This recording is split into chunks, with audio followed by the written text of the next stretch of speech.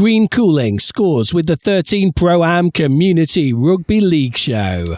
Tell you what, Steve, I've got that Wednesday feeling. It is the 13 Pro-Am Community Rugby League Show. My name's Dave Parkinson, joined as always by Steve Beech. How are you doing, Steve? You okay, mate? Yeah, doing fine, thanks, Parky. I mean, I was hoping to take some rugby on at the weekend, but unfortunately was let down at the last minute. Got all psyched up to go, and then when I got there, I found out it was postponed.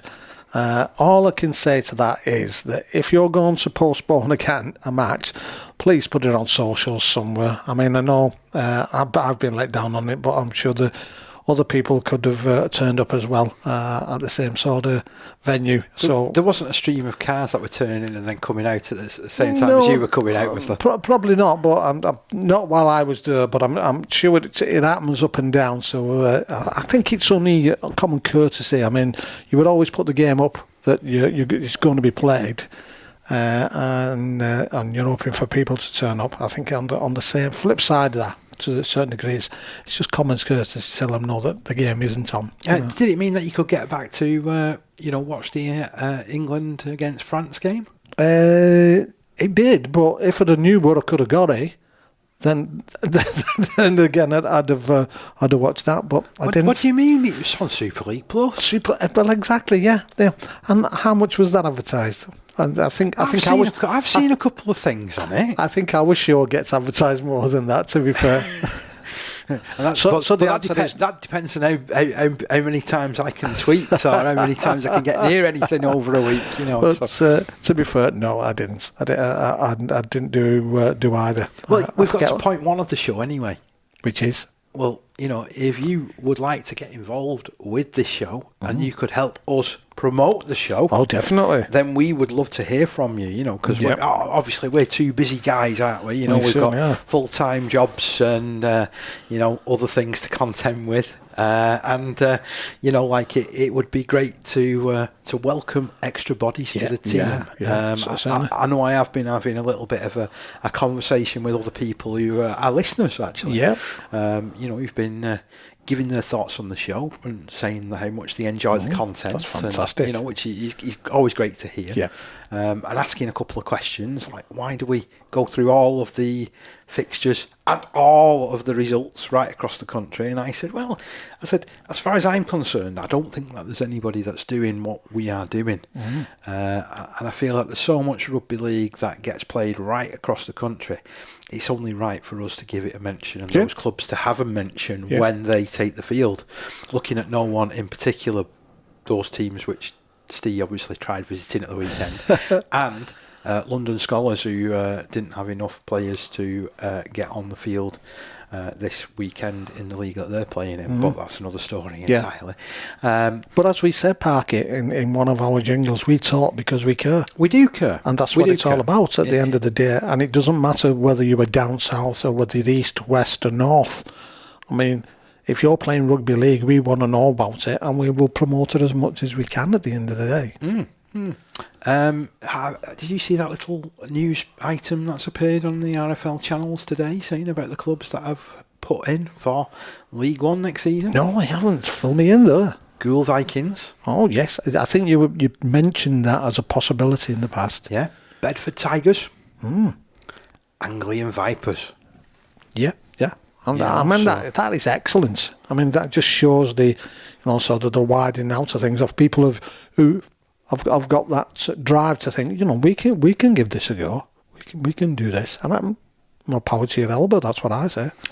Over the next few weeks, obviously, I know I'm in and out of the country like I don't know what. I more stamps in my passport than I don't know what. But it would be great to, speak to each of those clubs and find out a little bit more. So I'll certainly be seeing if I can ask a couple of questions and maybe see if we can get something down for a future show. That would be great, wouldn't it? It would be really nice to hear, because it's not just about going professional, but it'd be how that integrates with the wider community game as well. Yeah, and their vision on that as well. Vision, because obviously definitely. Bedford Tigers have been going for quite a number of years now.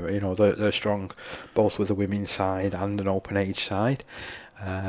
Anglian Vipers, we've spoken to them in the past, haven't we? That's about right, them getting up and going and having that really strong Viper image. That's right, yeah. And we've also spoke to Ghoul Vikings once upon a time as well, and I know a couple of people that are involved there. I don't know the guy that is spearheading, this application to become a League One club, but it will be fascinating to find out. So I'll make that my goal over the next month or so to try and get a few dates penciled in where I can. Well, it's not going to be that sort of rugby league's version of Welcome to Wrexham, is it, by any chance? Welcome to Ghoul. Welcome to Ghoul. Well, Yeah. I wonder if somebody famous has taken them over and just, that could be interesting. Ryan Reynolds, have you got spare 300 grand? Be a nice amount to get a League One club going, wouldn't it? Well, this is it. You look at... And from watching that series, I watched it from the beginning. I was sceptical. I know you love it, don't you? Yeah, I was very sceptical about it. But when I watch it, there are so many things that I see into it from a community point of view, what they do and what they've identified. And they've done a cracking job. And it's not just about them putting money into it. It's them using the... Obviously, they have put money into it, but they're using the celebrity status to attract sponsors into, invest into Wrexham. And you take your hat off to them. It's business, and they're going about it really, really well. There'll be some people who are cynical and will say, okay, they can only go so far, and then they aren't going to have enough money to move it forward. Maybe not to the likes of the Liverpools and Arsenals and Manchester Cities and Manchester United from a football point of view, but I think they'll get some good traction, and I think the models do. I mean, certainly not just, as I say, not just in that sport. It would be great if they could cast an eye over the likes of Rugby League and say, look, we love getting involved in this, and this is, even if it's just helping them out to structure the clubs into a stronger business, performance, because that's gone from strength to strength. So that's just one of the things that, obviously we like to talk about on this show. And as I say, I'm particularly interested with those clubs because they've each come from community background, haven't they, or community roots. Yeah. So it's how are they going to change and mould to become the semi-professional model, and how are they going to avoid some of the perils and pitfalls that have beset other clubs on other expansion efforts within the game, because that's important to me. Because if you look years ago, you've got Hemel Hempstead that were running around in the in League One.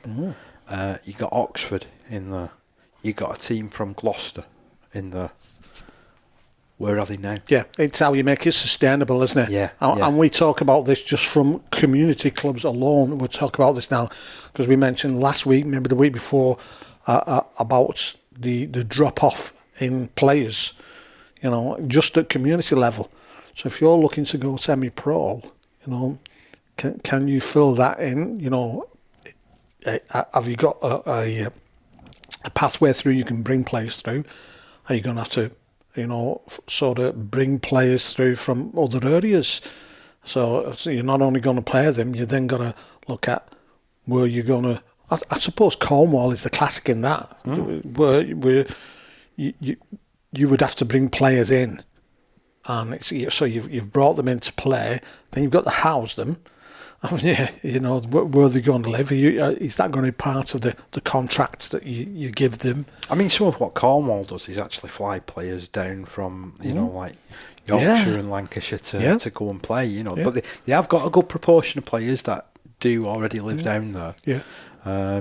But these are all interesting conundrums that... It'd be good to watch to see how it goes. Fingers crossed for them. Yeah, I mean, I'm always positive. I always want, new areas to take up this sport, because for me, it's a sport that should be played everywhere. Yeah, and I'm sure IMG will be looking at it and thinking, well, that's that's good for spreading out the game, isn't it? At the end of the day, if you can get these names being recognised, and at least from a moving it forward point of view. So fingers crossed for them, and well done, That's all I can say. So you mentioned about your disappointment at not being able to catch some rugby league action at the weekend. I can disagree with you because I got plenty of rugby league action over the weekend. Yeah. So from a community game point of view, it was the England Community Lions up against Ireland under 16 level, held over at Intros Bridge.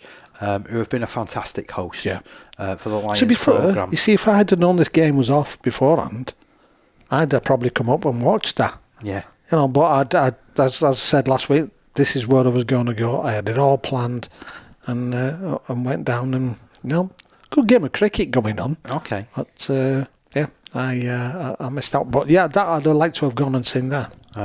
So we've got some reaction from that. So I've got a match report which I penned about the game.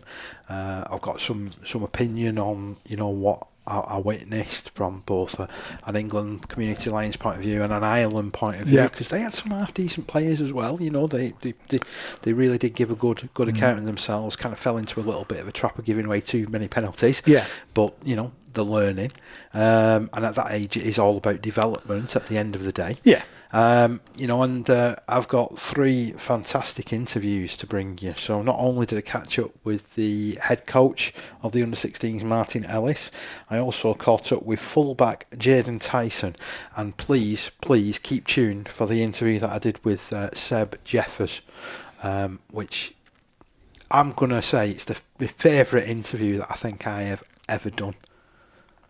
And that's a big thing. That is massive, because I know how many you've done just with us. But I loved it, and I hope that everybody listening will get to love that too.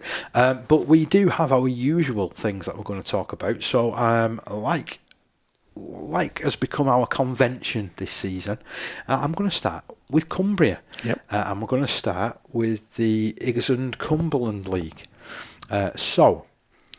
Wharfbrow Hornets, they came out on top again after a hard physical clash with Holman Igesund Cumberland ARL title rivals Maryport. The Hornets A side had beaten Maryport in the semi-final of the EB Lamb & Son Amateur Cup and followed up in the league with a 36-14 win at Giel Park. Not for the first time, Maryport started slowly, and Brow quickly established a 10-0 lead before the visitors hit back to lead 14-10. However, by half-time, the hosts had re-established their lead at 20 points to 14. The third quarter of the game was dominated by Maryport, but they couldn't quite break a strong Wharfbrow defence, and in the last 20 minutes, the Hornets produced some good attacking play of their own to score tries and pull clear. The Hornets had 7 different try scorers in Tom Clark, Jamie McAllister, Peter Caddy, Luke Davison, Jack Casey, Leighton Dockeray and Mark Miller. Dockeray kicked 4 goals, while for Maryport there were tries from Craig Foster, Liam Anderson, Carl Steele, and 1 goal came from the boots of Blake Miller. Paul Farrell, Wharfbrow coach, said, "We had good spells and bad spells, but overall I was pleased because we only had the Burr 17, and one of those put up his hand to say he had an injury, so we didn't risk him. The effort from them all was an outstanding again, faultless in fact, and puts us in good stead for the league.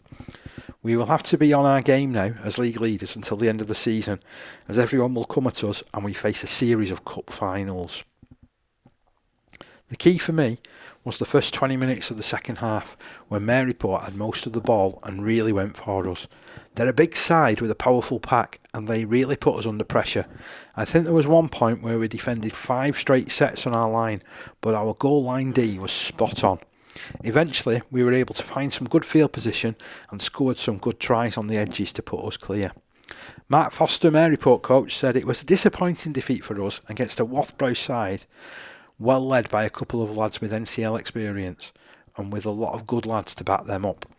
We made another slow start, and actually, we have conceded the first try in every game apart from one this season, so we were soon 10-0 down. We did come back to lead 14-10, but conceded 2 tries before half-time. The second half could have gone either way, but Brow controlled the ball better than us and scored 3 tries to take the victory.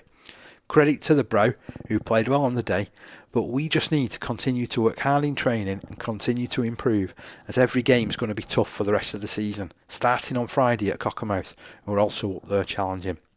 In the only other league game, Louker were convincing 56-12 winners against Flimby, scoring 11 tries, 6 of which were converted.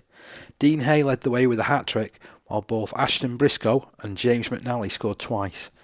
Matt Needham, Mitch Todd, Evan Hodgson and Jamie Hale were the other try scorers, with Keith Campbell kicking 5 goals, and the other conversion came from the boot of Evan Hodgson. For Flimby, they trailed 26-6 at the break. Tyler Beals converted 2 tries, and they were both scored by Nathan Kirkbride. Assistant coach Tom Hodgson was in charge of the Louker side, and he said it was a really tough physical game, which is exactly what we expected. Both sets of forwards really battled it out. Once we got a couple of scores on the board, we settled down and scored some really good tries on our edges. Our young forwards really stood up for us and laid the platform for our outside backs to score the tries.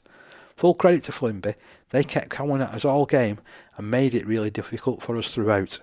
Ricky Morrison, Flimby coach, said Louker came with a young side, but with some experience included as well, which is what we expected. It was a great game of rugby from both sides, played in good spirit. For us, Ben Harrison had an excellent game from start to finish. Louker got a well-deserved win in the end, and we wish them all the best for the rest of the season. A special word too for referee Trevor Dryden for keeping the game flowing. Fantastic action there again.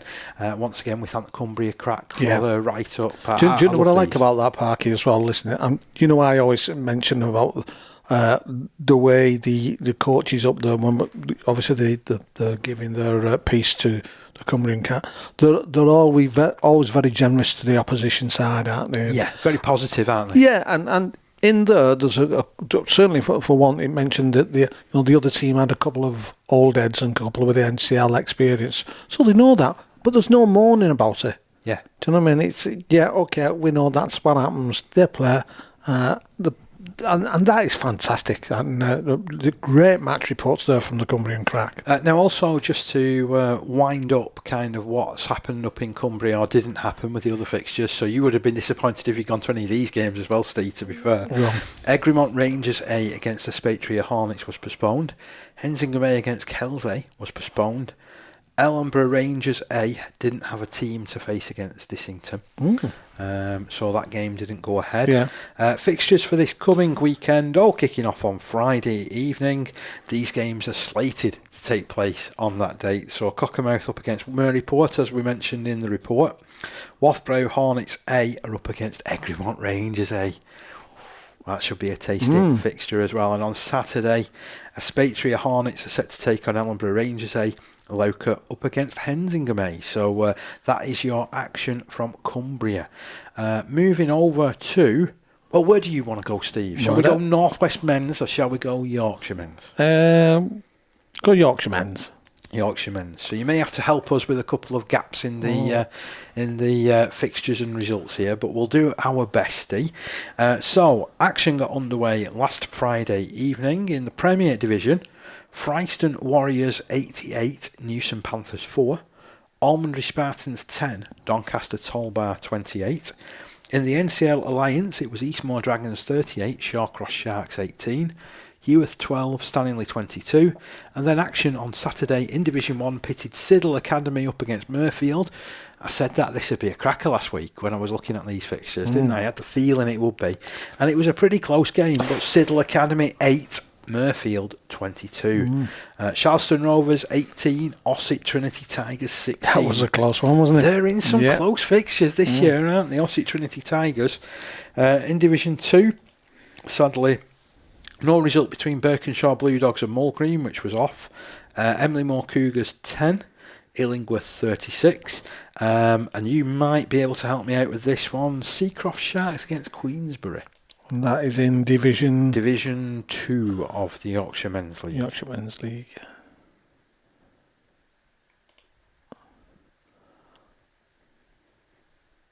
Yorkshire Men's League, Division 2, and we're looking for Seacroft Sharks against Queensbury. No result for that, Parker. So perhaps it didn't take place then in that case. In Division 3, Upton 70, that's 7-0, Wyke 6. Now I've got Upton 78, Wyke 6. Oh, have we had a recount? Okay. If you were at that game, Upton, give us a shout. We don't want to get your score wrong. No, but your points difference could be the difference at the end of the season. Well, I mean, there was something that was put forward in a couple of the National Conference League last season. Yeah. You know how it ended up really tight on point difference at the close of play. There was a couple of Division 3 sides that challenged what one of the results was earlier in the season and suggested that they both got it wrong when they recorded it. Oh.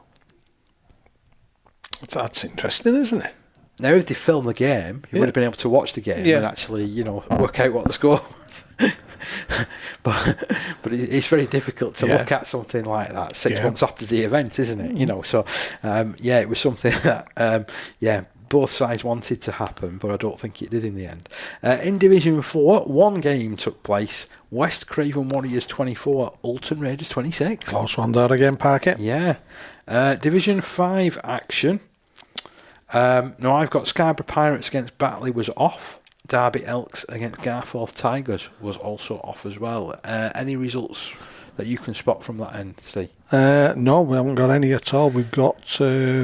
And then I've got Division 6, Keighley Albion against King Cross Park. I've got no result there. Division 6, let's have a look. It was Keighley Albion against King Cross Park. Yeah, it was Keighley Albion 38, King's Cross Park Academy 10. Ooh, right, okay. In the NCL Alliance, again, you might be able to help me out with this one. So Normanton Knights and Milford were meant to be playing. No, there was no game. Okay. Fortunately, we've got almost a full set of fixtures in the Hull division, which I'm amazed at. Cottingham Tigers 0, West Hull 24. Scunthorpe Steel Sharks against East Hull. I've got no result for that one, but I've also got Skirlaw 50, Myton Warriors 6. So, Hull, what was the game? The Hull division, Scunthorpe Steel Sharks against East Hull. It was Scunthorpe Steel Sharks 14, East Hull 42. Good result for East Hull there. And your fixtures this coming week in the Yorkshire Men's League. The NCL Alliance kicks us off on Friday night. West Bowling Academy up against Stanningley. Action switches to Saturday in the Premier Division. Newson Panthers hosting Doncaster Tollbar. Keighley Albion are at home to Stanley Rangers. King Cross Park host Westgate Common. And in Division 1, you've got Cutsyke Raiders facing Murfield. Bradford Dudley Hill are over at Ossett Trinity Tigers. Hunslet ARLFC are over at Charleston Rovers. Wibsey Warriors host Siddle Academy. In Division 2, Mould Green are set to host Birkinshaw Blue Dogs. Emily Moore Cougars, they're at home against Seacroft Sharks. Brighouse Rangers are up against Illingworth. And Mould Green are up against Birkinshaw Blue Dogs. I'm not sure that's going to happen. They're listed twice. Twice, that's right, yeah. I wonder whether they're playing for 4 points. It could be. You never know. Because that's something that they do, isn't it? They do sometimes, yeah. It's Queensbury and Castleford Panthers there. That is there as well, yes. Division 3 fixtures. Bramley Buffaloes are set to host Elland and Greetland. Dodworth Miners are up against New Earswick All Blacks. Birstall Victoria are away at Upton. York Acorn away at Wyke. Division 4, Dewsbury Moor are set to host Underbank Rangers. Goole Vikings, they're at home to the Sherburn Bears. Alton Raiders have the small matter of the York Barbarians coming to town.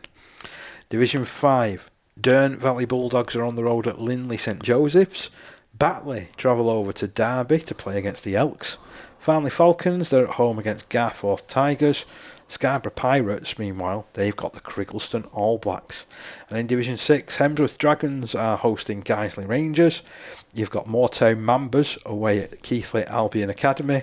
Rycroft Hammers, meanwhile, host King Cross Park Academy.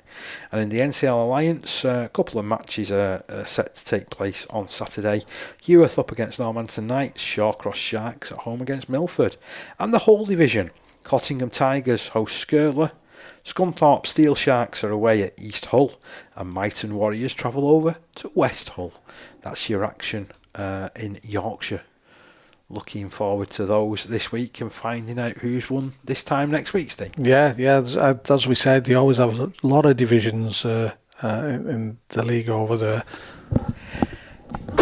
Well, moving over to North West Men's. Yeah, let's move over to the North West Men's. The great result for Latchford Albion on Friday evening. They were playing in the Premier Division up against Shevington Sharks and defeated the Sharks by 20 points to 16. So that's a good away win that for Latchford Albion. Yeah, because they've been finding it tough, haven't they, this season? So that's great for them, I must admit. And of course, from was it because Martin was away on duty on the Saturday? They put the effort in. I don't know. Maybe I'll have to ask him. Funnily enough, that wasn't one of the questions that came up with in the interview. Yeah. Call myself a journal. Yeah, call yourself a journal, Pat. On Saturday in the Premier Division, Blackbrook 24, Oral St James 10. That's a biggie, isn't it? What a good result that is. A biggie, yeah. Heysham Atoms against Ashton Burrs was called off. In Division 1, Hindley against St Salford City Roosters. Have you got a result for that one? I'm sure this game was taking place, by the way, because I drove past Hindley. Yes, it was Hindley 20, Salford City Roosters 10. Ooh, good win for Hindley, that one. You might have a result in this one as well. Ulverston against Dalton. Ulverston against Dalton. Same division. Yep, no result for that one. Goulburn Parkside against Wigan St Cuthberts. Yeah, it was Goulburn Parkside 20, Wigan St Cuthberts 22. Charlie Panthers 40, Thatterweath Crusaders A 12. Just before we go a little bit further on that, Parky, in that game, obviously the North West Men's home and away side for Thatterweath, they were delighted to welcome back Travis Grace to the field because he'd been away from the game for 2 years after battling against cancer. And I've got to say, he's been with Thatterweath for over 15 years, and obviously he's an inspiration to everybody. And we send him all the best, and well done for getting back on the pitch. That's a great story. It's huge, that, isn't it? Yeah, that is massive, and I'm sure his presence was well appreciated by all his teammates, wasn't it? Maybe not the result he wanted, but at the end of the day, just to get him back there playing is absolutely superb. Definitely. Over at West Orton Lions, they defeated Burton Woodbridge by 32-12. So that's a notable result as well, isn't it? Division 2, Rochdale Mayfield A28, Wigan Springview 16. Then we have Newton Storm up against Lee Miners Rangers A.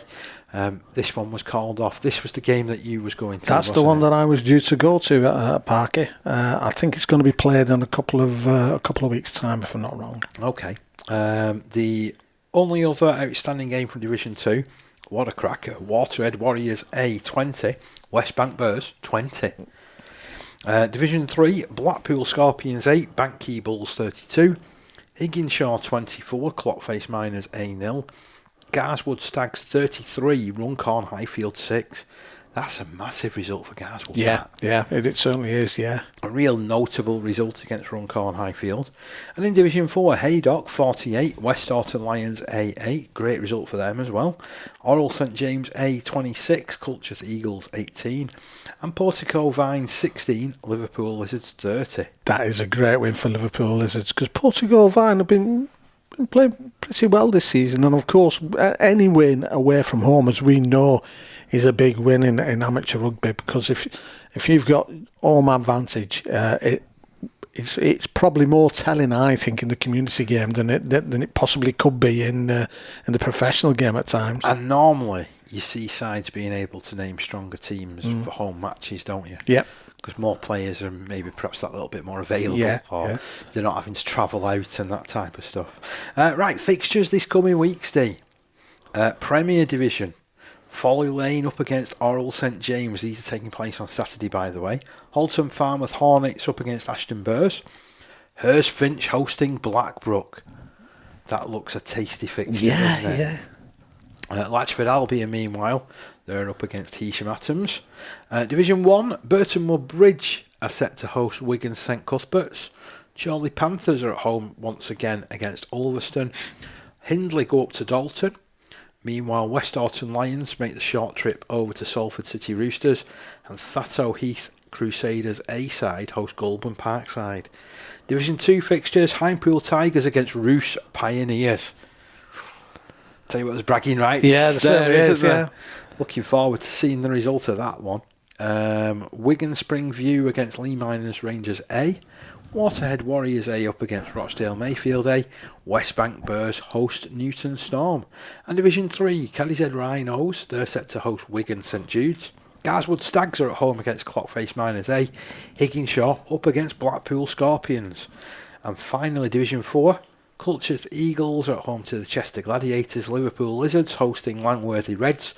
Orrell St James A going over to play against West Horton Lions A.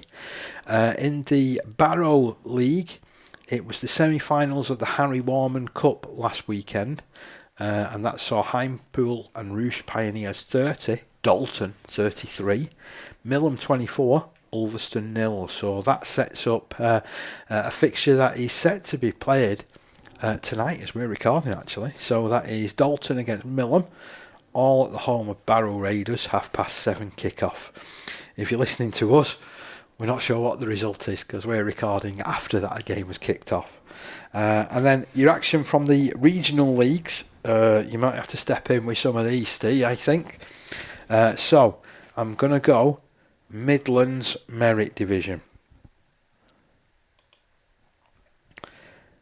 So action on Friday night was set to see the North East Worcestershire Ravens up against Aston Warriors.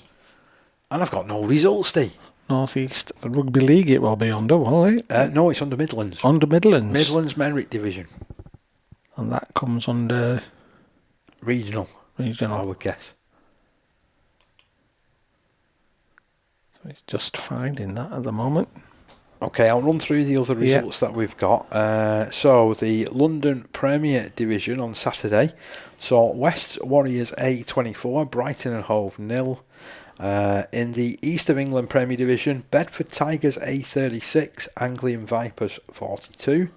In the Midlands Premier Division, we've got Nottingham Outlaws 24, Swindon St George 0.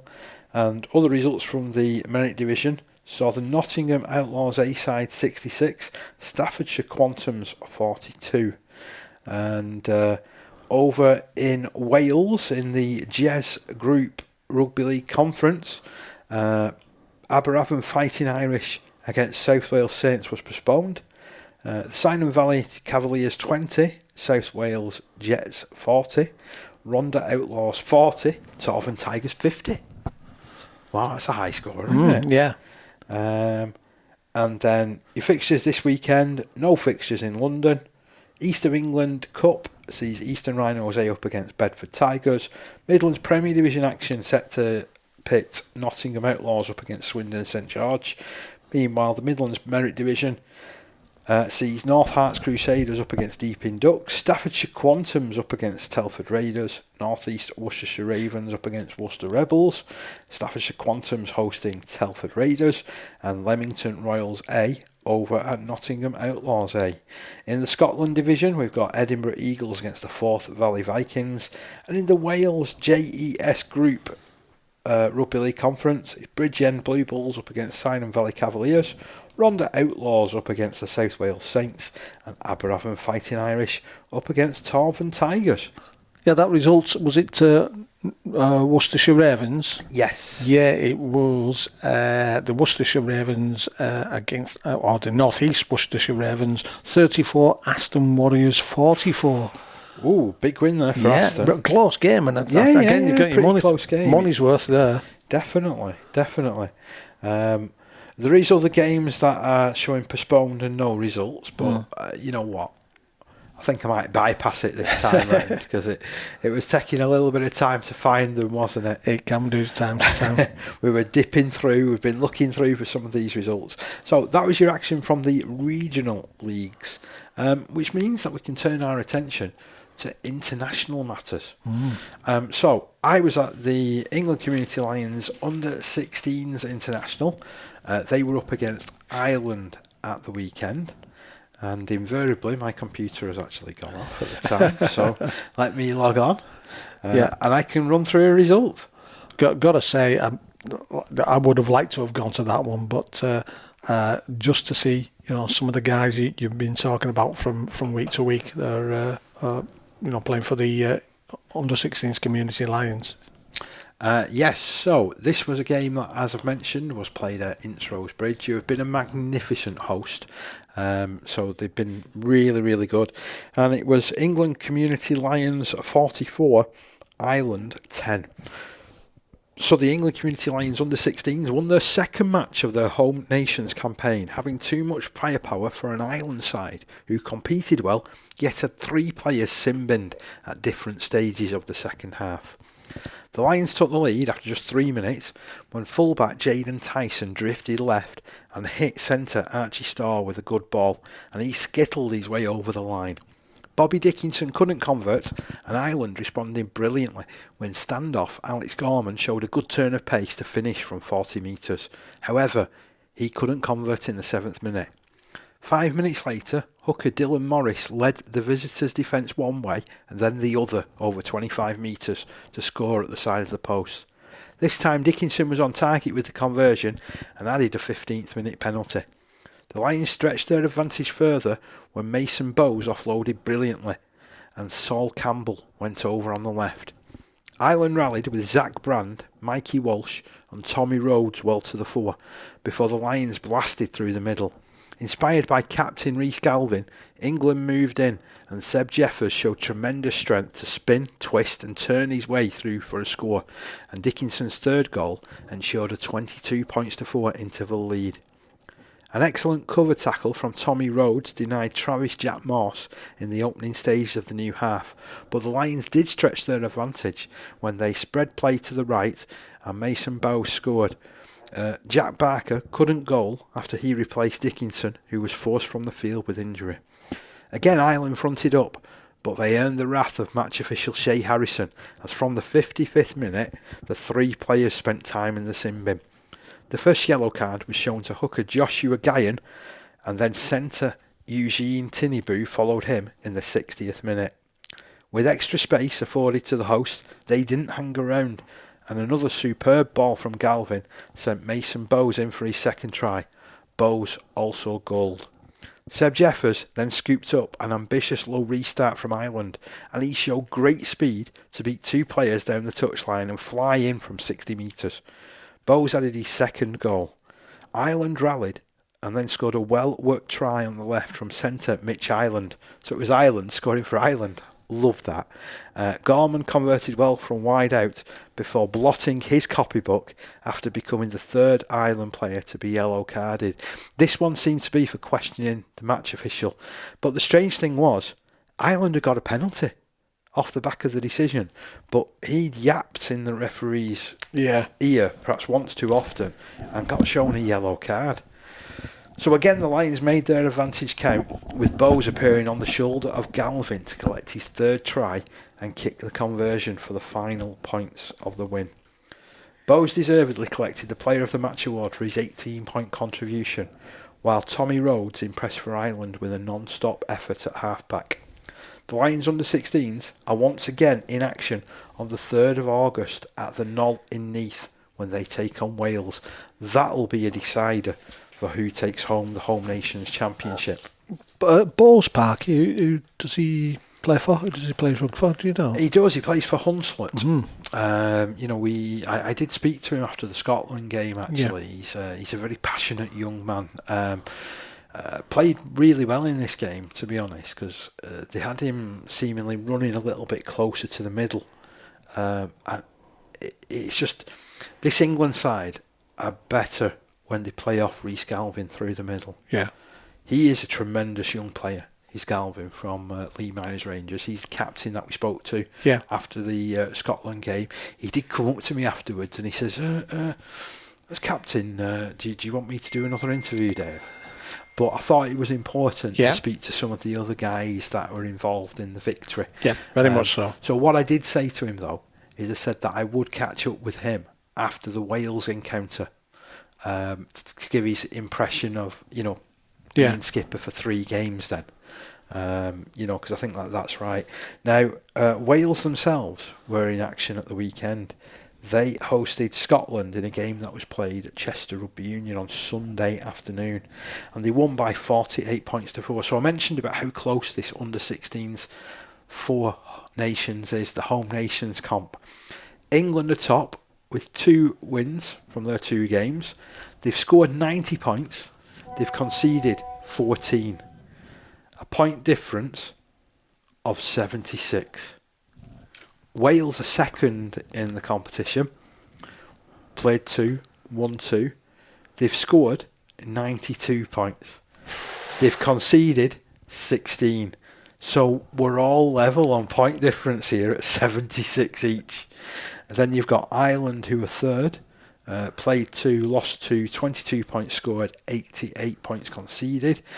Scotland, currently bottom of this group. Played 2, lost 2, scored 8 points, conceded 94. But it is setting up this titanic clash against Wales on the 3rd of August, isn't it? Yeah, oh, definitely. And it's strange, actually, because I was on another podcast on Monday, and we were talking about the mid-season internationals with, obviously, like you were saying at the beginning of the show, the French games, and obviously the discussion was that it's a no contest, etc. And I mentioned this. I said, you've got the under-16s. I said, they've got a cracking competition, and it's a proper competition. You've got Wales, you've got Ireland, you've got England, you've got Scotland, all involved. I said, why that isn't replicated? I said, I know these countries aren't strong at the moment, but if you're not going to give them competitions to play, no matter what level it is, then you're not going to strengthen it. So by doing it certainly at an early age and hopefully continuing that should be at mid-season. There should be, professional. There should be England, Scotland, Ireland, and Wales. If you want to play an England team that is, sort of the up and comings, then fair enough. But you're not going to get strength otherwise. And this, for me, I mean, it just shows you the competition there at the top between Wales and England. That is going to be a cracking match, isn't it? Oh, it certainly is. It certainly is. Can't wait for that game on the 3rd of August. And I'll be driving down. I can't miss it. I'm looking forward to this part of the show now, because we'll bring you the post-game reaction. So you've heard my match report. I've spoken about a couple of the players that particularly impressed me. Bo's got the official man of the match, as I mentioned. Yeah. But also as well looking at how the side sort of lined up. Joe Higgins-Meadows as the starting prop forward did a tremendous job, and also coming off the bench, Preston Burgess did well, and also Jack Barker was heavily involved. So he's more a second row centre, is Barker, but got through a heap of work. I was also really, really impressed with this fella, Seb Jeffers. He scored 2 tries, and let's hear from him right now. Green Cooling keeps the 13 Pro-Am Community Rugby League show cool, even when tackles get heated. Okay, I'm alongside Seb Jeffers. Seb, how did you find that game? 44-10, got over the try line a couple of times as well? It were a very tough game. I'd say we were in the arm wrestle for the first 10 minutes and we won it. We were smashing them. I believe they were way better than Scotland, way better. I think we stuck at it, we dug in, and obviously we got the outcome. How do you feel that you had to come together a bit more for this game? I feel like we did really well coming together. I feel like as a team we stuck discipline, we stayed at it. They were a really gritty team. They're putting fingers, gouging our eyes, in nose. We stuck as a team. We stayed as a team. We fought each battles. We didn't let us go by ourselves. As a team, we played really well. They were more singular than us. We went up in doubles. I believe we smashed them. You looked really comfortable out there, I've got to say, at one particular point, because I thought, especially your first try, because it just you took on all comers and twisted out to get over. Yeah, at one point I felt like I was unstoppable. It was like I kept walking through them. Like they just kept slipping off me. I don't know if it was my height or whatever, but yeah, they did slip off me. I stuck at it and I worked my balls off, and obviously I got over at try line a couple of times. It was good. And that second try as well. Have you always had that pace? Oh no, I don't know what went over me. I think it was adrenaline. You could see I proper went down when that fullback was coming over. I pumped and I started stomping into the ground harder and harder and harder, and then obviously I did him and I got the try. It was brilliant. I ran across my parents and all my family and I saw him, and it just gave me a big grin and big smile after when I scored it. I was over the moon. I've scored for my country now. It's a big honour. I can put that on my CV now. Oh, definitely. But I tell you what, another thing that you could put on your CV, your family support, absolutely superb here today. Oh yeah, I have a lot of family. Everyone, my family, my friends, they've all come to watch me today because it's massive. It's massive to play for your country. Everyone's family members were here, friends. It was great support today. Again, like Scotland, it was great support. Just hearing the crowd, it was brilliant today. I loved it. Tell me a little bit about sort of where you've come from, your club, what you're at, and I suppose how you're enjoying this England journey. I'm from Leeds. I'm at Shawcross at the minute. I play a bit of Union, but we don't care about that at league. Yeah, I went through the trials. As a prop. I went as loose and I got put a prop against Scotland, and obviously I'm a bit small, and then they've moved me to second row and I'm a bit more comfortable. I can do what I want. I hit my players and I run hard lines, and I enjoyed it today. It was good. Yeah, I mean, I thought that second row spot really suited you. You know, I don't know how often you played there before. Oh, I never really play second row, to be fair. That's like my first time at second row, and it just came natural to me. Maybe I have to play there a couple more times. I liked it. I really did like it. Maybe at my club now, I'll probably play second row and just keep hitting them hard lines, and maybe I'll get over at try line a couple more times. I get the feeling as well, you're one of these guys that you really enjoy the whack of the tackle as well. Oh, I love tackling. When I'm that small, I can just get right underneath them and proper absolutely smack them. Sometimes I like flying off the line and absolutely hitting them. I really do like the contact. That's my best part of my game, but today with my running, I was really surprised. I don't really get onto the ball running hard, but today I felt like I could just break through a wall, and yeah, it was just nice. And what do you think has got you that in feeling that little bit different then? At the minute, I've been going to the gym quite a lot, and I've been building up. I put quite a lot of weight on. I've been with my dad a couple of times, and he forces me to go, and I really like that. He encourages me. He's my hero, my dad. Proper motivates me, makes me do everything, gets me up in the morning, makes me go to the gym, gives me all my meals, makes sure that I'm growing, because I'm still growing. I'm only little, but I'm still growing just by a bit. I'm catching up to the boys, and soon I might be 6 foot. I hope so. Finally, in about 5 weeks' time, you've got to do it all again against Wales. As you've already mentioned, obviously Ireland were a step up from Scotland. Wales will be a step up from Ireland as well, won't we? Yeah, that's a massive leap. We've got to proper dig in for these next couple of weeks at training, make sure that we keep at our morals, we don't switch to their game plan, we stay at ours. We're doing really well. As you can see against Ireland, we beat them. We've beat them a bit more than at Wales, so we can show that we can smash Wales. We can beat them. It'll be another tough game. They have a lot of rugby union players, so they like to chop low. So maybe running in twos, it isolates them one-on-ones a bit more. And I believe that one-on-one, we are way better than Wales. Is that where your rugby union experience can sort of like have a little bit of an influence possibly, because you already know how they're going to tackle? Yeah. And I suppose there's a couple of other lads in there that are in this squad that also have done a little bit of rugby union as well. Yeah. We'll run a little bit lower than a higher, because if you stay high, that's where they'll tip us and put us down. So if we run a bit lower, it'll be hard for them to tackle us. And rugby union, they like to stay. They're not used to us running at them. So maybe footwork will do them a bit more, and just going around and maybe go around a bit more than just run it up, because that's where we'll just get hacked down. Seb, thank you ever so much. Really enjoyed this chat. I'll go and let you enjoy this win. Thank you. From players, referees and competitions to clubs and playing fields, we talk about the lot on the 13 Pro-Am Community Rugby League show. Think you enjoyed that, Parker? Yeah. I really, really enjoyed that chat. I mean, I've spoken to a lot of people down the world, but down the years, but there's a real, genuine, honest, love of what he's just done, Yeah, an appreciation of what he's achieved. He's done it in front of his family.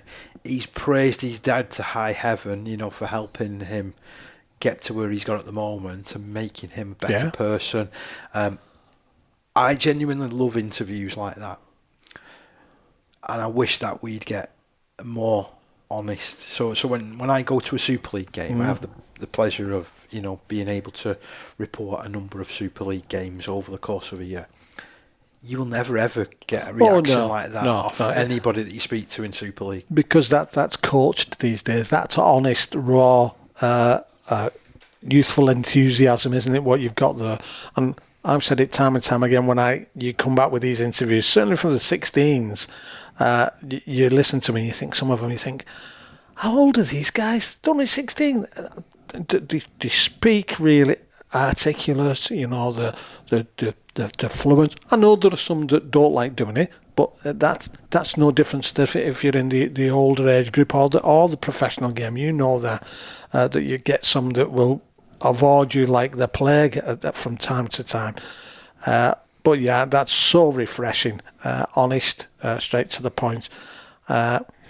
Has moved positions there, 3 times now, and has dropped in there at second row, and looks really comfortable in that position. And sounds like he enjoys it, and that's it, isn't it? If you enjoy playing there, then you at least you're going to, sort of try your best, because you think, well, hang on, the goals here, like you said, might get a couple of more tries.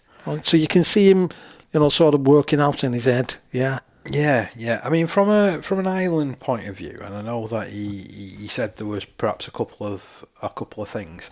They did seem to come out in that second half and decide we're going to rough it up a bit. Yeah. I think had they stuck to the rugby principles rather than trying to, and don't get me wrong, it did slow England down for a time, and they scored most of the points when they were reduced in number. Yeah. However, I still think that there was enough class in that Ireland team, and there will be enough moving forward to suggest that they've got some good kids in the system at the moment. Did you say there was 3 sin binnings on the side? That's right. Yeah, so discipline's important, isn't it, at the end of the day? So if you can keep, we say no matter what age group, the more players you keep on the pitch, the better chance you've got, certainly, of not losing. So I really like Mikey Walsh, who played fullback for Ireland. He was really solid. I like Mitch Ireland, the centre. The standoff, Alex Gorman, looks a class act. Apparently he's with Hull Kingston Rovers. So he might be one to watch out for in coming seasons.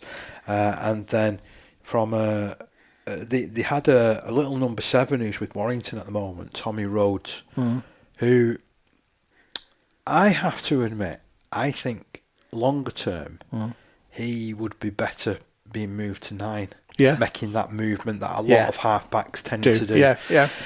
And I'm going to say it's because of his defence. So he was doing other players' tackles. And he was moving along. So rather than staying in his position out on the side, where you see a lot of halfbacks defending, suddenly you'd see him pop up 20 metres further in, and even making cover tackles on the opposite wing. The keenness of him was fantastic, and he deservedly got, like the England man of the match, if you like, for being awarded for, like they do, So Ireland picked the England man of the match, and England picked Ireland man of the match. So, but I just feel that he's got that much good work rate about him. I could see him longer term moving into become a really good 9, actually. And that's what a lot of this is, isn't it? Like we say, it's development. It's not just development of the players, sort of in a specific role, as the lads develop and grow. Because we know that from this age up till early 20s, they can change so dramatically.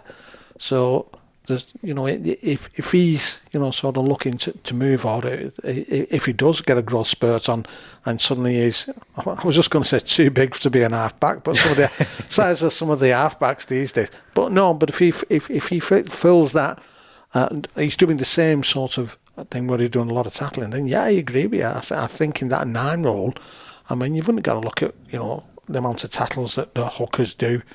You know, time and time again, you used to get obviously the guy from Hull who's been doing it for years. Danny Houghton has been doing it for years. Always been up under there about. James Robbie was the same at Saints. You know, so it's integral. So if that's part of his game, perhaps it's more beneficial to the team as well. I don't know, but yeah, good on him anyway. So that was one reaction interview that we brought you. Let's bring you a second one, shall we, from the players' point of view. And after the match, I spoke with Lions fullback Jayden Tyson. Rugby League's secret weapon, green coolings. Okay, so I'm alongside Jayden Tyson. 44-10, handsome victory in the end. What did you think of the game? I thought we played, at the start we were a bit shaky because we weren't really sticking to our structure and we're kind of just rushing everything. But Ireland were very aggressive and they were forcing a lot of things and we just didn't react to it. So it caused them causing a few mistakes, leaving us chances, and we just took them chances and won the game. Was that a nervous start, or would you put that more down to Ireland being quick out of the blocks? It was a bit of a shaky start because in the training after the Scotland game, our structure and that wasn't very what it was up to. But as we got into the game, obviously it got more aggressive and we started making less mistakes and they made more mistakes. Yeah, I mean, I think especially that second half as well. It seemed to go quite well from a completing point of view. I know it got a bit niggly. Yeah, it did. But no, I just think we took our chances. We just played really well. We didn't react to anything, and that just cost them the game at the end. I said that actually. I said I thought you did really well to keep your heads because it was obvious they'd sort of come out and thought, well, we'll just try and disrupt England. We'll just try and disrupt you. We'll just try and cause you a bit of bother. That's all their game plan was really, and we just didn't react to it. And then they lost a few players, and we took advantage of it. That's how we won. How are you finding England so far? I think it's really good. You know, it's good crack. You make a lot of mates. And then, obviously, when you win, it's the best feeling in the world. You seem quite close as a squad. Yeah. Over the trainings and that, we've obviously got a lot closer. It's like you've known them for a while, but it's just you've only met them like last month, a couple months ago. And how different is that from like club level? Very high standards, obviously, but a bunch of lads that know what they're doing, and then when you really like form a good bond, it kind of just flows, doesn't it? Because obviously we know each other quite well now, and we just know what each other's like, and we just play off that really well. Congratulations! I mean, it was a good win. That you did have to like tough it out and whatever, you know. But 44-10, I'll go and let you enjoy it, pal. Thank you. Thank you very much. 13 Pro-Am Community Rugby League Show, discussing the greatest game at all grassroots levels. So Jayden Tyson, good little interview that. Yeah. Enjoyed speaking to him as well. Okay, so we've had two players give their viewpoint on the game, but what did the coach think? Afterwards, I spoke to Martyn Ellis. 13 Pro-Am, giving a voice to Community Rugby League. Well, Martyn, here we are in the aftermath of the second under-16s international. You look pretty content with that one. 44-10 at home to Ireland, and they threw quite a bit at us, really, didn't they? Yeah. To be honest with you, I thought they challenged us really well. They went well, Ireland. Fair credit to them. They've come here, travelled over today, a lot of them, and they give us a game, didn't they? Really, but we showed a bit of character towards the end and run away with it a bit. It was a little bit like the Scotland game in some respects, wasn't it? So the first sort of 20-25 minutes, you got quite a few points on the board. Yeah, we did, but I don't think we weren't really firing then. We had a couple of changes obviously to the side, and then we took a bit of time to find our feet almost, but once we did, we got in control, and I don't think we looked back really, and we had a good dig really. A word about Mason, because he ends up with a hat-trick and kicks 3 goals off the back of it as well. Yeah, we didn't know he was a goal kicker really, to be honest with you. I looked round and obviously Bobby had been taken off injured, and I thought, oh, who's kicking? And he stepped up and knocked a couple over, and obviously chalked them tries on as well. On good play, I must add, off the back of our middles, I think Mason just got rewarded off that really. That was something that when it eventually came together through the middle, it was really slick, wasn't it? Reece doing a lot of those little tuck-in passes again. Yeah. We sent Reece back on to hold us together. Obviously, he's our captain, he leads us, doesn't he? So we sent him back on, and he controlled it, got the middles pumped, like going again, and obviously we scored off the back of that. And again, what do you take forward? What were probably some of the pleasing aspects of that game? I think there's a lot of positives, and I was pleased again that we got challenged. Obviously that defensive effort again. I'm really pleased that we got challenged, and we did scramble well, and that's always my sort of happy part, if you like, watching it back, that we can defend, and we got challenged, and we did it good, really. I suppose there's another 2 or 3 tries that Ireland probably left on the field, really, didn't they? Yeah. They bombed a couple, obviously, but I think that was down to our good defence, really. We scrambled well on our line, and we kept them out, didn't we? We counted well, and we did good there. And as you said, the finish to the game where, things settled down, started to link it up together in that last section. Yeah, it got a bit scrappy, I think, like I said, we showed a lot of character just to keep ourselves composed, and they're only young, aren't they? But they were really composed, and they just got the job done in the end, didn't they? And quite a few cards shown by the match official as well at that point. Yeah, I thought he handled it really well, to be honest with you. I thought the game was ref really well, all officials were good. We just, obviously, we control that. We can't control what happens if in them tackles or whatever, so the ref controlled it, and we just got on with our job, didn't we? I feel like they have sort of come on since that Scotland game even, and you can see that. I mean, we've said it's a close group anyway, but you can see that, again, the progression in it. Yeah, they're a close group, and I think that obviously that took us through today, and they're improving every week. We've got a squad of 20 who are top draw. We can put anybody in there, and they can do a job for us. So it's really good to see, and really pleased with. It's just another part of the journey what we've talked about, and one more game, haven't we? One more game, 5 weeks' time against Wales. Tell you what, that's going to be a cracker, isn't it? Yeah, we'll prep well. We've got a couple of sessions beforehand, and a good day, obviously, leading down there on the Friday. Just make sure we're ready to play. Yeah. Cheers, Martin. Congratulations on today again. Yeah. Thanks, Dave.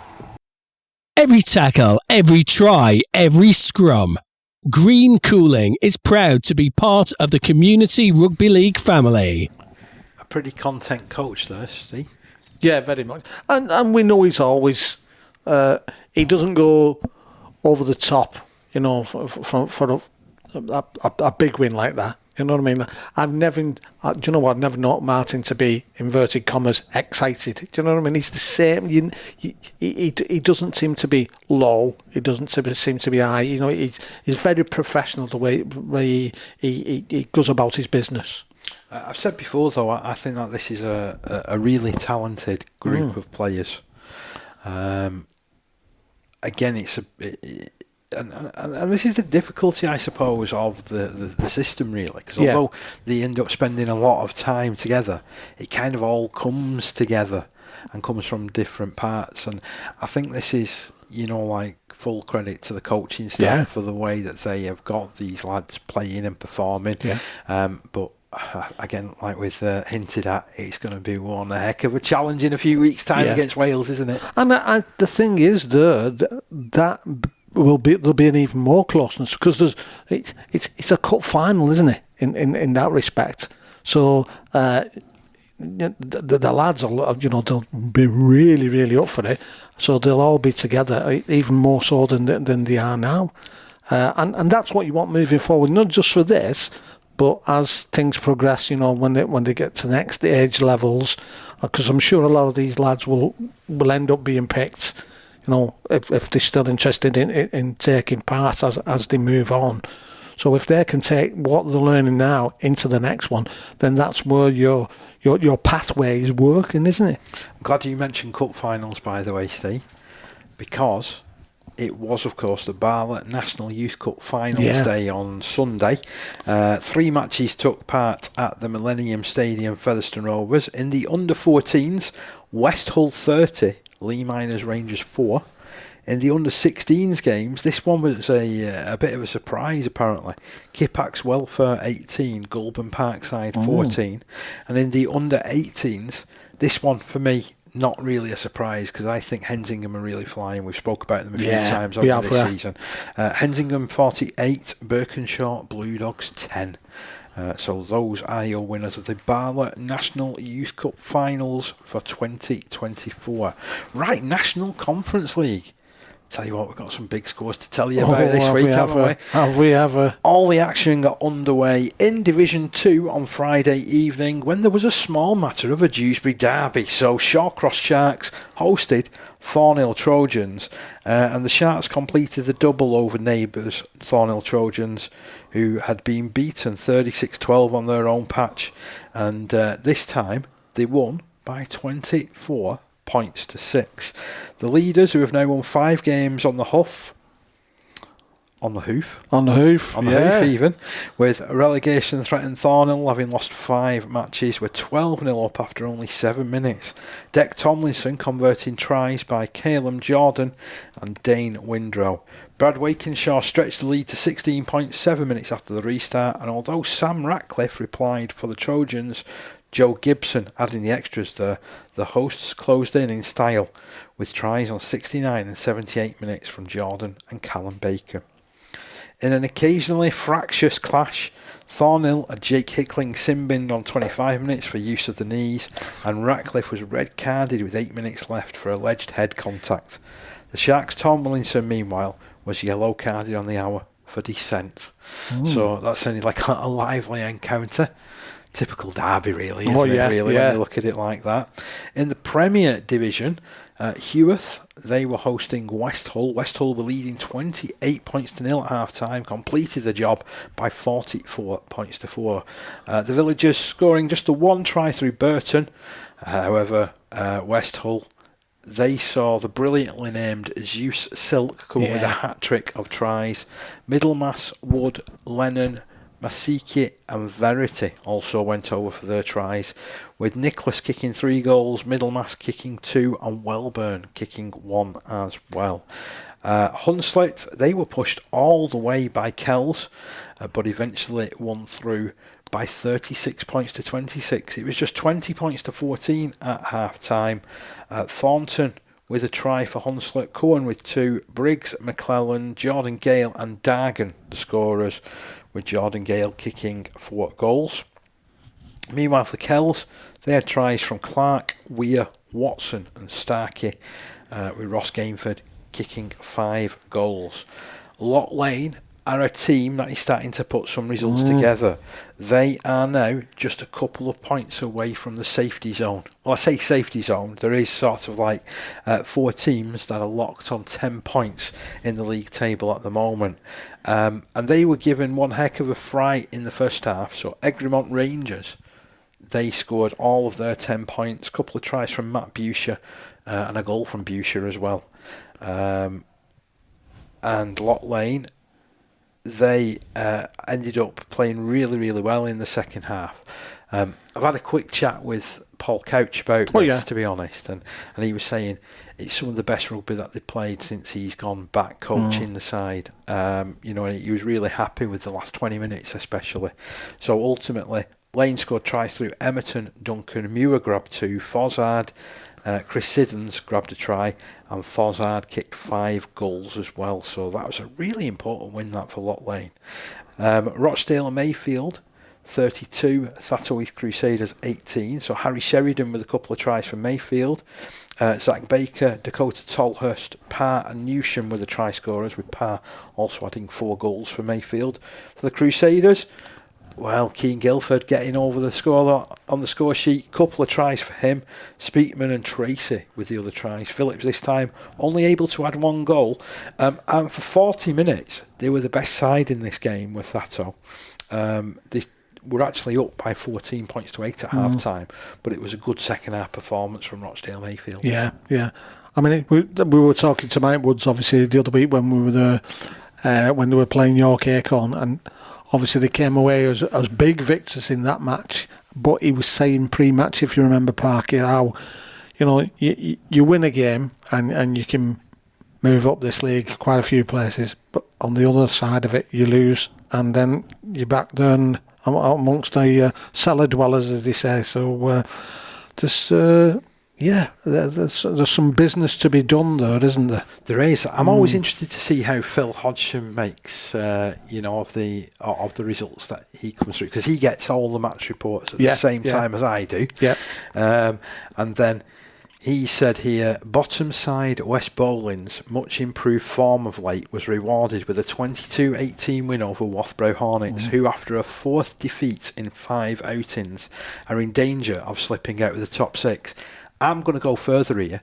They're at danger of getting dragged into a relegation battle. They're having their worst season in about 10 years of Wathbrow Hornets. They are a side that we praise. They're a side that I know has some class players. They've got some really, really good people involved. But at the moment, they just can't seem to get any sort of consistency. And, 4 losses in 5 games, they're getting dragged into this battle now, aren't they? And we talk about that momentum thing again, Parky, with regards to sort of momentum going forward, and it's exactly, the losing momentum's exactly the same as well. They're not too bad at the moment, but like as we say, you look at the teams around them. I disagree. They're very close. No, I disagree with you here, Steve. They're not safe at all. No, I agree. They're only 4 points above Lock Lane.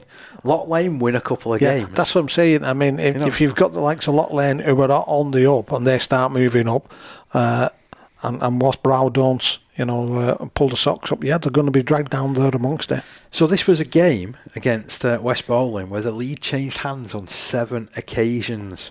But Lewis Camden's 69th minute try for Wests, with Harry Williams adding his 3rd conversion, proved to be decisive. Now Josh Lynham, he copped a yellow card with a couple of minutes left for a high tackle. But at that stage, West Bowling ended their 5-match losing run. Brad Wright had also been marched on 5 minutes for ball to the head. Don't know what that even means, that, to be honest. Whether he's thrown the ball at him. Possibly, yeah. And got sin-binned. The horse, however, made light of the setback as Camden crossed after 14 minutes. Wathbrow, however, went in front on the half-hour, Cole Walker-Taylor converting his own try. The opening period closed in a tit-for-tat style, with West's Harry Williams improving Danny Halmshaw's effort and Walker-Taylor converting Dean Rooney's score.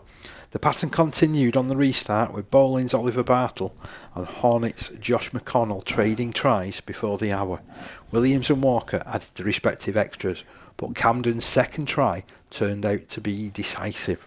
So, as I say, that one finished West Bowling 22, Wathbrow Hornets 18. Fantastic advert, that, for National Conference League Rugby League.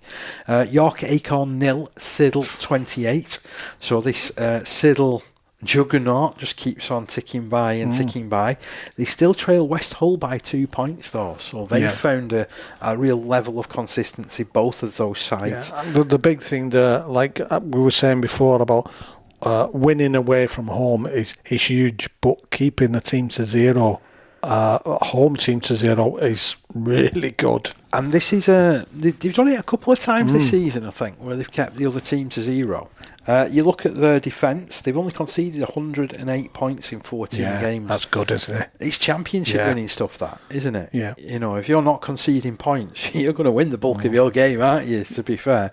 The scorers there were Lewis, Williams, Ackroyd, Dan Williams and Greenwood, with Hosty kicking 4 goals. Division 1, bit of an upset win here for Hull Dockers. They picked up their 3rd win of the season with a home success against Ince Rosebridge, winning 38 points to 28. Agar with Rawlins scoring over twice, Brannigan, Lythe, Fletcher and Cook the try scorers. Scott with 4 goals, Cook with 1. And for the Bridge, Rogers, Pete Valentine, Aspinall, Robbie Valentine and Heaton went in for tries, with Robbie Valentine kicking 3 goals, Kieran Eccleston kicking 1. They'll be kicking themselves on this one in Rosebridge, I feel, because they led 22 points to 12 at half time. But that's a really decent result from Hull Dockers. This was also an excellent result for Lee Miners Rangers. They have beaten Dewsbury Moor Maroons this week by 30 points to 18.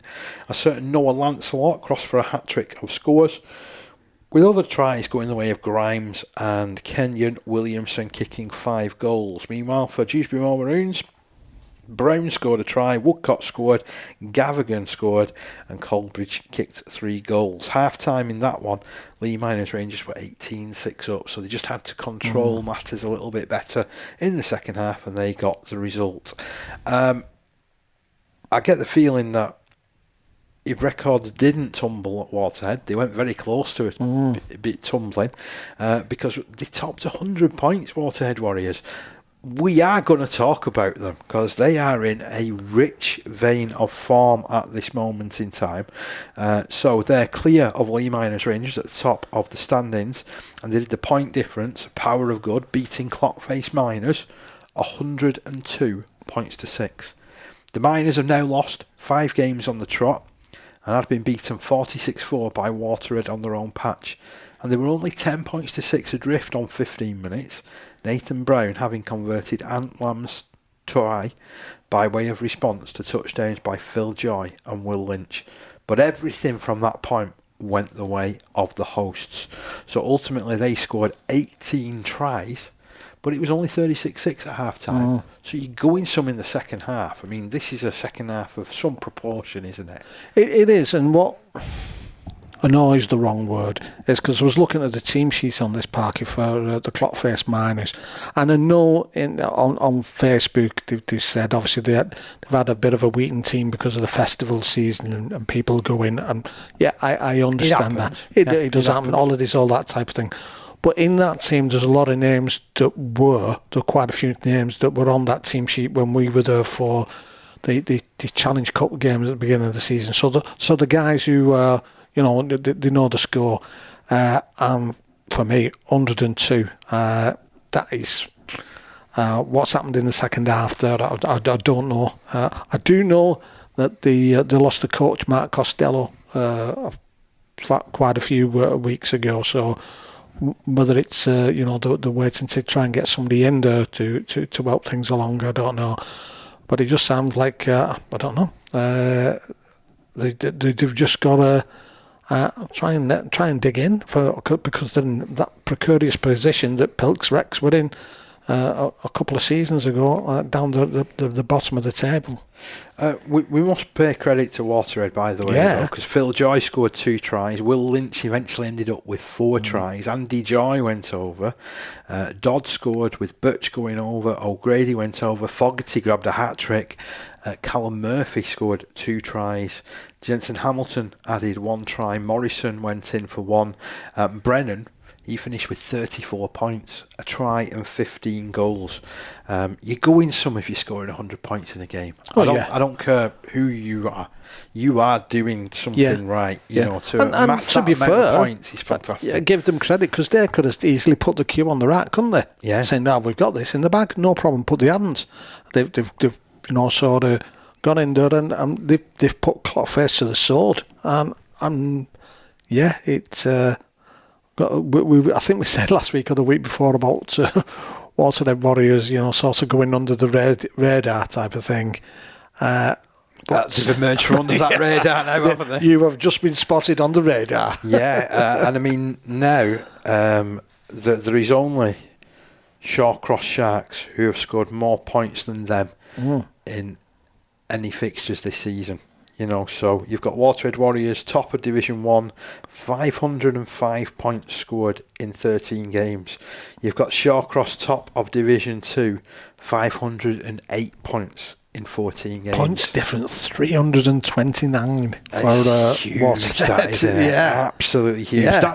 That's worth a couple of points on its own, isn't it? It certainly is. So you can understand that if the coach has said to him, don't take the foot off the gas because it's important that while we've got a chance of putting the score in here, let's take it. And well done. Let's see how they crack on. So how that league looks is Waterhead out on top, Lee Miners Rangers are second, Wigan St Pats are in third, Dewsbury Moor Maroons are in fourth, Ince Rosebridge in fifth, Alton Raiders in sixth, and then tucked in just behind them, just with a slightly inferior point difference, is Crossfields. Then it's Stanley, Woolston Rovers, Hull Dockers, Skirler and Clockface Miners. Warming up to be a fantastic division. Division 2 is also pretty intriguing at the moment. You've got Dewsbury Celtic 10, Wigan St Jude's 52. Jude's were never behind in this game. And they won through thanks to tries from Rhys McNally, Aaron Smith, Ryan Duffy, Barry Rothwell, Danny Fallon and Connor Parkinson, 4 goals from the boot of Danny Cassidy as well. Niall McKinnell and Alex Whiteman replied for Celtic, with Paul Fulston adding a goal. We do have a talking point in Division 2 though, because there was a game that you would have seen the result come through as 18-0, Millom against Normanton Knights. You would have thought, hang on, pretty solid effort there from Normanton Knights, travelling up there. This got abandoned after 20 minutes, this game. Oh. Okay, so Normanton travelled up to Millom with 11 players. So this is very similar to a game that I've mentioned in my time before on this show and on previous incarnations. So, and so they travelled up with 11 players. Yeah. Started with 11. Millom scored the 3 tries, and there were 2 injuries for Normanton. Yeah. So that meant that they went down to 9 players. Yeah. And the referee decided on safety grounds it was best to call the game off at that particular stage. Yeah. So there's a decision to be made about what actually happens with this game. It'll probably have to be replayed, but I'd imagine that will take that there will be plenty that'll get said about this, and the NCL committee will investigate it, I'd imagine. Yeah, I mean, to be fair, Normanton Knights did go there, didn't they? Yeah. I mean, we've seen teams certainly in previous seasons, sort of not forfeit the game as it were, and obviously rightly various teams have been punished as we've seen this season. So it's difficult. They made the effort to get up there, haven't they? Yeah. You know, so that is certainly one thing that I'm sure will be taken into account. Yeah. The game that I was thinking of, and I'm sure I've told you this tale before. So again, it was a few years ago in the top division of the National Conference League. Saddleworth were in there at the time, and they were really, really struggling for numbers. And it was a midweek game, and they travelled up to Lee Miners. Yeah. So Lee Miners had a full side. Yep. Similarly, Saddleworth had 11 players. Yeah. Lee Miners scored, I think it was 8 tries. Yeah. In 23 minutes, and then injuries crept in, which meant that game didn't reach the end and didn't reach its natural conclusion. And I can't actually remember what happened, and what the outcome was, because as I say, it's many moons ago. It's like it might have even been that same season that I was thinking where Lee Miners had beaten Siddle. You know, and that one about I mentioned about beating them about 90 points to 0 or something like that. It was, but obviously by the looks of things, there's a precedent on the books type of thing for whatever the outcome was for that game. So I'm sure that they'll look at it. But, we never like to see games abandoned, by any stretch of the imagination. But I think if there's not enough players to complete a fixture, you've got the referees in a no-win situation there. Yeah, that's right. Yeah, I mean, at least, as I said, they've turned up and they've put an effort in there, haven't they? So there's a real game of two halves with Myton Warriors who are starting to pick a couple of points up. They're starting to get pretty competitive, particularly at home, aren't they? They defeated Barrow Island, who have now gone second bottom of the division, and they won 26 points to 18. Now Myton had things all their own way in the first half. They led by 22 points to 0. A hat-trick came the way of Slater, Ward and Fisher with their other try scorers, with Sanderson kicking 3 goals. Meanwhile, for Barrow Island, Sam Jones, who recently put on his Facebook that he's been picked for the over 35 Bulldogs. So this is a team which actually gets put in by Barlow to go and play. They go and play Rugby Union 7s and 9s in the close season. But you've got to be over 35 to get the nod. So, I went on tour a few years ago with Sam. He's made up. He was putting on... I spoke to Sam, if I remember rightly, when they played Woolston. Winger. Winger or centre. Yeah. Was playing wing that time, yeah. Cracking player. So he scored a try and kicked 3 goals for Barrow Island. It wasn't enough for them to get the win, but again, I wish him all the best going over to. I think they fly over to Dubai or something like that, where they play these matches. Yeah. So it's going to be. I can see him being good in that though, because he is good quick at that side of the field, isn't he? Yeah. He's going to be one heck of a trip anyway. So all the best to you, Sam Jones. Irvin and Warren also scored tries for Barrow Island. Meanwhile, get this on you. So they are becoming. I said this to Johnny Mann on the weekend. I said Pilkington Rex are becoming the form side of Division 2. They picked up I think it was the second win in 3 up against Oldham St Anne's. Huge, that one. This is a turn up for the Bucks. Yeah. Oldham St Anne's have been pretty positive this season. They've bounced up from Division 3. They're sitting in 3rd spot in Division 2. And Pilks Rex defeated them by 22 points to 14. Oh wow! You know, I'm. This one almost left me speechless. Yeah. So they've got 3 wins in succession now, Pilks, and they're out of the drop zone. Well out of the drop zone, and you know we go on. We've said it how many times tonight about you string a few results together. This is the classic. They're not out of it, but certainly they're moving in the right direction, aren't they? And from what I can gather, they've had some personnel changes over the last few games, they certainly put it together. And they've got Jamie Smith in a propping. We covered the corresponding fixture. That's right, we did, didn't we? Yeah. Which was part of our coverage earlier this season, which Oldham St Anne's won 32-24, which was a cracking game, by the way. But this one also sounds like it was a cracker as well. Now, Pilks recorded tries in the last 11 minutes from Callum Derrick and Tommy Connick. Ben O'Connell booted his 3rd goal. Jamie Smith and Derrick had crossed earlier, while Anns had led through a Matteo Zaffino brace and a Josh Berry try alongside a Lewis Hollidge goal. Great result that for Pilks. Yeah, and I've got to say that when we were there, if you remember, I was impressed with Derek. It wasn't he playing at fullback at the time, and he started getting involved a lot more. Now his name's coming up. He's picking up the try here and there. So obviously he's only a young lad, but he's obviously finding his way now. I think they've been playing him more out on the wing the last few weeks, and we know from having seen evidence of him earlier in the season, he's a quick lad, isn't he? Yeah, very, very much so. And you got to take your hat off to him because, like we said, they've been on that free fall and they've managed to dig their heels in there and started climbing back up that ladder. And well done, guys. All power to you, Albert, and you carrying on moving forward. A couple of noteworthy results from Division 3. So Beverley 46, Lee East 28. Cracking result, this one. The East Riding side were only 30 points to 28 ahead with 6 minutes left. East having rallied from 12 points behind with touchdowns by Kobe Fletcher and Kieran Prescott, plus Conor Graney's 4th goal. He's getting involved in the old goal kicking this season, isn't he, Conor Graney? But Lewis Miller's hat-trick try, followed by touchdowns for Joe McKenzie and Tom Jackson, supported by the last 2 of Josh Poskett's 5 goals, secured a 46-28 win for Beverley.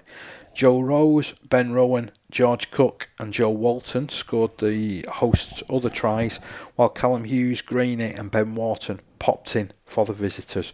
So that finished Beverley 46, Lee East 28. There was a big improvement from Featherstone Lions on the previous week's results. So if you remember, they lost 98-0. That's right, yeah. Up against East Leeds last weekend. That's right, yeah. And I have to admit, they were up against Dissington this week, and I was thinking, this is going to be a hefty one, surely. But they rallied and were transformed. Now the Cumbrians did return back home with a win, but it was by 22 points to 10. So touchdowns from Jack Penrice and Scott Rook earned the visitors a 10-6 half-time lead, which was stretched to 10 points when James Mutton raced in and as the hour beckoned.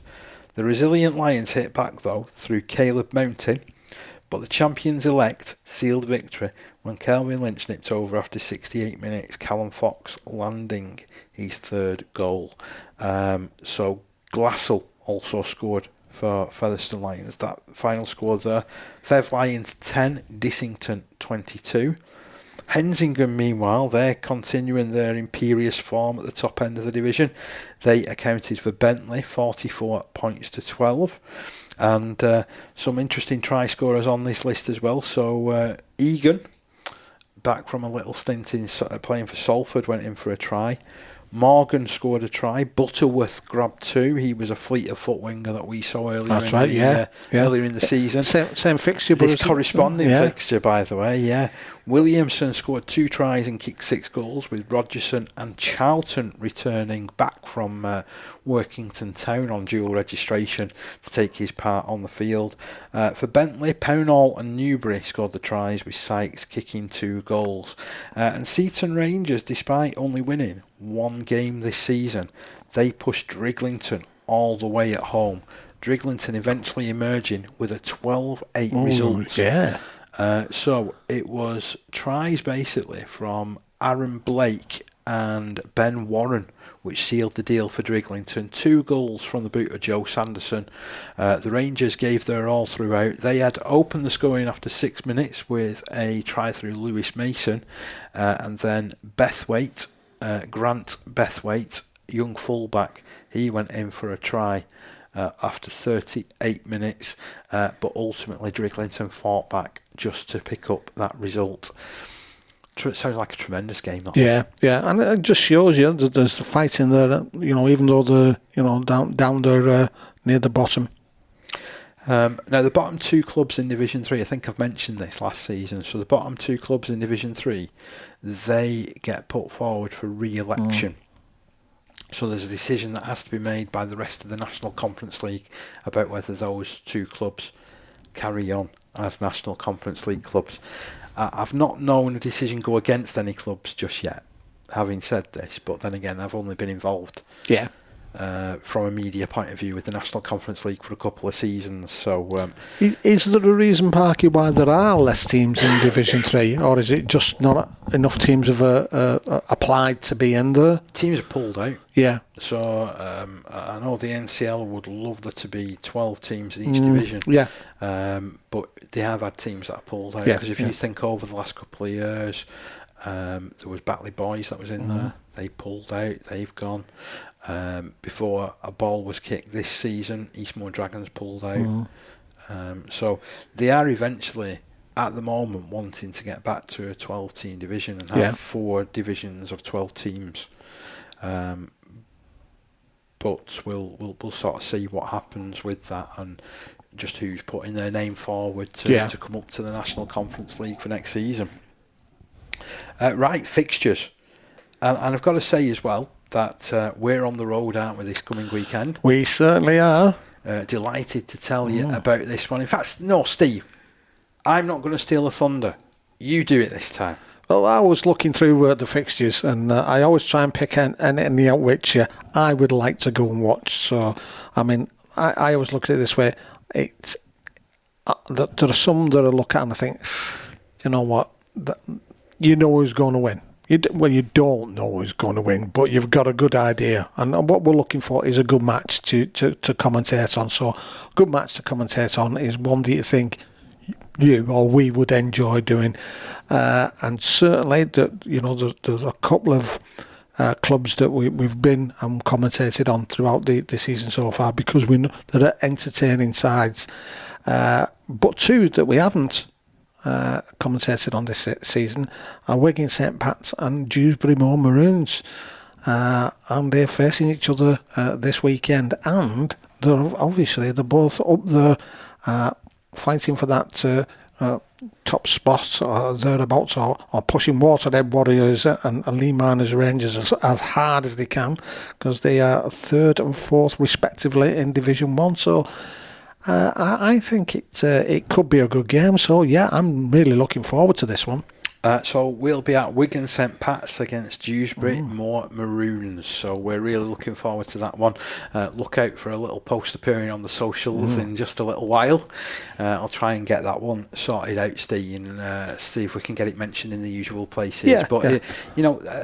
We've said this before, haven't we, about the commentaries that we do. We're reaching peak holiday season now, where people are starting to look at having the summer holidays. The weather's not been regularly crash hot here, has it? So people are looking abroad and looking to get away, and they can tune in, can't they? Yeah, but some said, like I said before when we were talking about the clock face fixture, it's festival season. So if you're away at a festival anywhere and you're camping, etc., and you've got nothing to do in that afternoon, building up to what you're going to watch on the night time, or if you're on holiday and they're on the beach and you don't want to listen to the Zootons, you can listen to us. Yeah, you don't want to.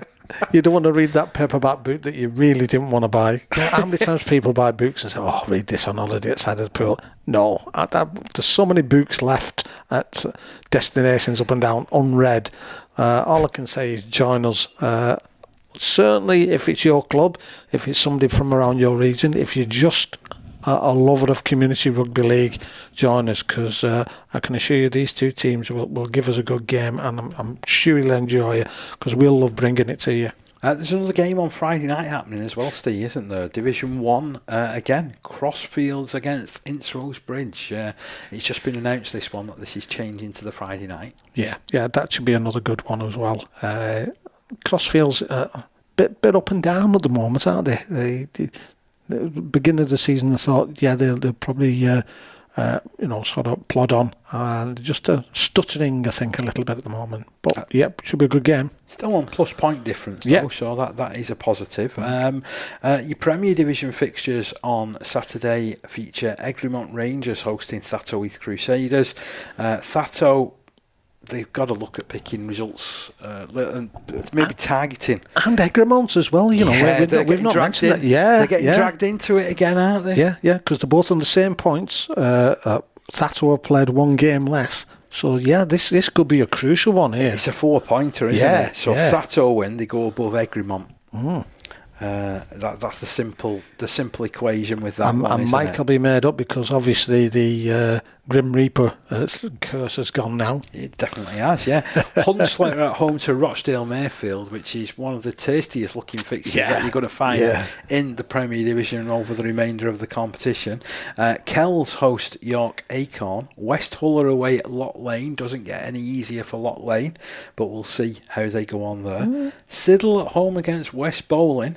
Wathbrow Hornets at home to Heworth. That could be a potential banana skin for Wathbrow.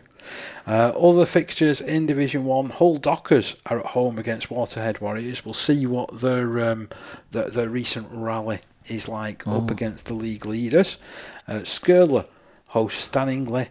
Clockface Miners are away at Woolston Rovers. And in Division 2, Barrow Island at home to Cross Sharks, a typical top v bottom fixture there, or bottom v top, going the right way around there.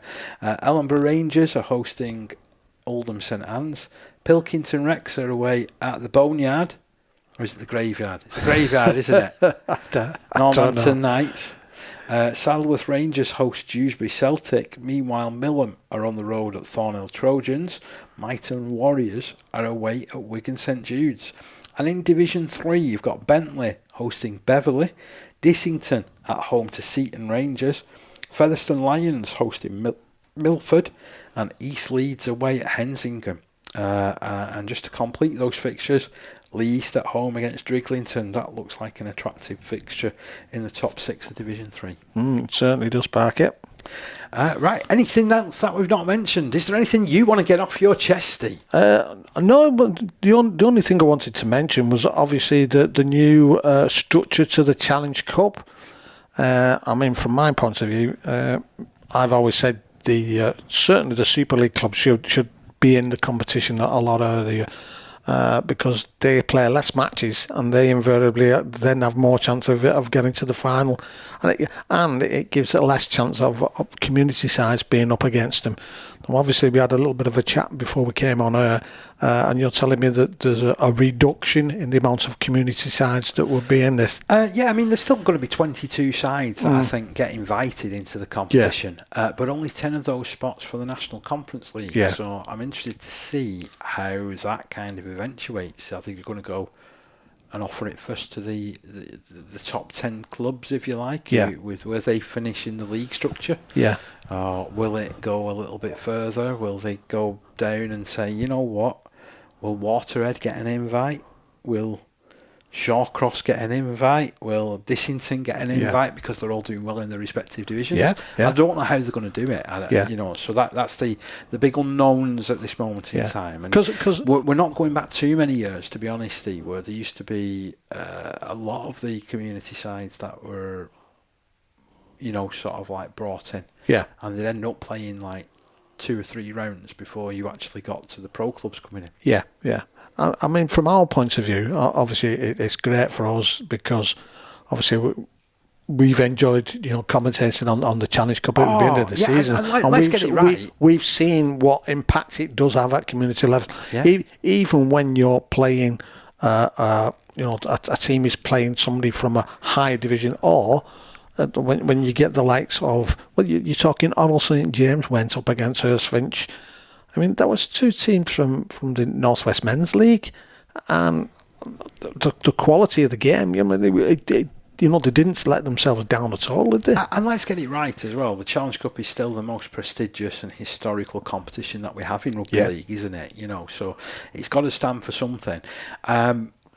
Speaking from a slightly wider point of view, I certainly think when you look at the Challenge Cup, I relish the fact that Super League sides are going to come in a little bit earlier. They're going to be drawn away from home if they're coming up against a lower base team. Yeah. Because again, you go back, and I'm sounding like a dinosaur because I know that every year I tend to mention it, and every year it gets a year further away. Prior to 1995. In the professional game, every team's top crowd, other than a Wigan Saints derby or Leeds Bradford or Hull and Hull KR, was gained in the Challenge Cup. Yeah, it was the big money spinner, and I'm aching for those days to come back. And I don't know what it will take, but they've got to give it a try, haven't they? Yeah. So for me, I'm really positive about this slight revision of the Challenge Cup. Yeah, because I think you've got to have, or you've got to be able to have the giant killing act, haven't you? Whereas if all the people who, if all the people who can do the giant killing act have gone early doors, then people lose interest, and there's no. You've got nobody to follow in that respect. Okay, your own club, but I mean, usually you go for the underdog in every single game. If you go for the underdog, don't you? Usually, because that's what you want to see. Because you see that's competitive from you're going to get a competitive game, and I think by doing this, then you see, and obviously they've got to play their early games. I think is it January. Mm-hmm. So consequently, you're looking at clubs. Certainly, have then got to look at it and say, well, do we play warm-up matches? The friendlies that some clubs do, or do we take this as our friendly? And then what do? Do you play your full squad? Do you play your sort of academy players or whatever, and give them a chance to get time under the belt? With that, then risk of jeopardy that you may get knocked out. Because if you're playing a lower club, whether it be a Championship, League One, or a community side, who'll put, we've seen some of these community sides how good they can step up and play, and they will have no problem of playing early doors. I mean, they'll be as rusty as they probably will, but they'll still put the performance in there, and if they'll step it up against so a bigger opponent. One thing that was mentioned on Monday, as I said, what the other podcast when I raised this same topic, and I said, going back to the Welcome to Wrexham type documentary thing, I said, this would be ideal to do, similar to what the BBC do, but obviously they do it on iPlayer, where they follow a team from starting with the community and follow a team all the way through the way it goes. It would be great to do a documentary to follow it behind the scenes, the game, etc., starting down at the community, seeing what the community is in and around, and let's get some visuals on this. IMG should be looking at this now and saying, right, there's an opportunity here for put our game front and centre to the world, not just to England, to the world, to see this is how it affects, because that's what the Welcome to Wrexham thing has done. It's not just a football. People all around the world are travelling to Wrexham now to visit Wrexham as a resort, as it were. Obviously, they're taking in the game and what have you. They're even going to the pub there at the side. The stuff that sort of they're getting their way now is unbelievable. Just letting you know, Steve, I'm available for guided tours of Lee. But. And I said, this is where they've got to grasp the nettle with these sort of things. We look at teams, community teams, they've got fantastic, media departments. They are, aren't they? Egremont, for starters, we have a laugh about some of the stuff that they put on their socials and the way they go about it. And you think, how creative are they? And they've grasped the nettle, they're taking it forward. So if they're doing that, surely there's other ways of promoting.